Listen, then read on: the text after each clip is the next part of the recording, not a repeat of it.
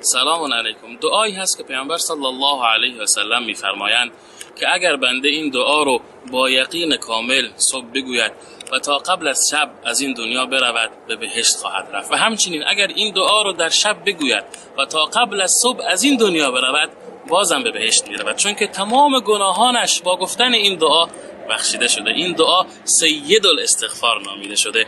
پیامبر صلی الله علیه و سلم فرمودند: اللهم انت ربی لا اله الا انت خلقتنی و انا عبدك و انا على عهدك و وعدك ما استطعت اعوذ بك من شر ما صنعت ابوء لك بنعمتك علی و ابوء بذنبی فاغفر لی فانه لا یغفر الذنوب الا انت. حتما این دعا رو بنویسید و حفظ کنید و این کلیپ رو برای هر کسی که دوست دارید که اگر از این دنیا رفت جایش بهشت باشد این کلیپ رو براش بفرستید.